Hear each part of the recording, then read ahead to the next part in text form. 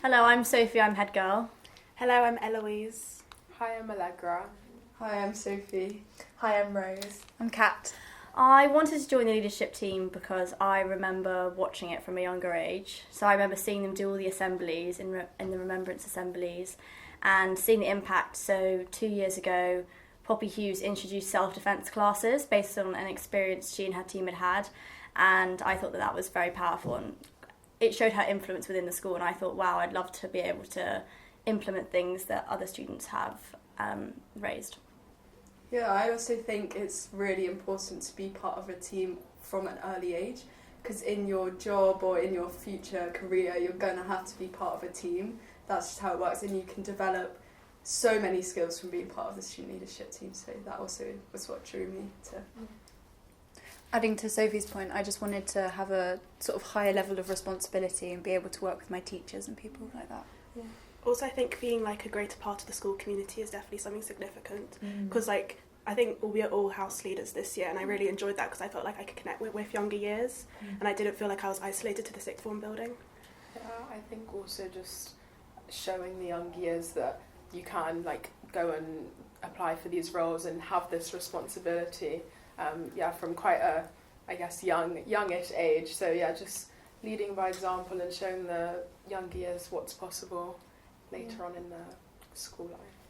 I think I like drama. I've been involved in the musical quite a few times, and I think that is a really good chance to get to know other year groups and to work in a much bigger team as an ensemble, and really have each other's back. But I also think in terms of confidence and just being on stage and having that confidence to perform to people, but you have your ensemble with you at all times. I think also I was middle school head girl, so that was another leadership role that I was able to have quite early, like year 10, year 9, year 10, and then just like various roles like form captain. Everyone in the form would have some type of role, whether that was form captain, sports captain, charity, or school council, so everyone can just get involved, and it's really helped, I guess, prepare me for bigger roles later on in the school year. I think for me, it's actually been a lot through sport. So being part of sport at Surbiton has definitely helped prepare me for the student leadership team. I think that in sport you face such highs and such lows, and so you develop a real sense of resilience from it. And I think that's really helped me to not so much feel fear when applying for roles like this, and to kind of back yourself in that you can do this, and you've got great people around you. So yeah. Yeah, going off what Sophie said, also sport has helped me as well, because you learn how to be good under pressure. I think that is such an important thing to be able to do, because when you're nervous, when you're stressed, you need to be able to perform, and sport has definitely helped me gain that skill. I choose Rose for presenting and public speaking. I think she's just such a natural, and like you can get everyone so engaged quickly. Everyone listens to you. You can project your voice really well, so everyone can hear you. And obviously through like Young Enterprise and different clubs that I've been part with you, I've seen how well you can present things, and I think definitely public speaking. I would choose Rose, just so natural and can keep everyone engaged. Thank you. Yeah. I'd choose Sophie. She is so organised. Like, it is so insane. Like, every time I receive a message, it's Sophie, and she's like, let's discuss this, let's discuss that, let's put this into place. I think she is just so organised. It's insane, actually. It's funny you say that. I was going to say that about Eloise. Yeah. I was going to say Eloise's ability to manage about 10 different things at once and ensure that all gets done to the highest quality is definitely something that I think makes her a really good member of the student leadership team. I also think she's got such a varied range of interests. So obviously she's got her drama, but also she does 4 A levels, maths, science. So I think the variety that she has means that she can appeal to a large range of people, and I think she does really well. Yeah. I'd probably say Allegra. I feel like whenever I talk to Allegra, she has such a calming presence. I never feel stressed when I'm talking to her.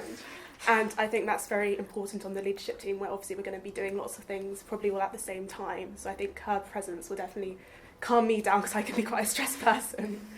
I think I would, for Sophie, I think you're such a friendly person. Like, I've always admired that. We were never in the same classes, but I was aware of who you were.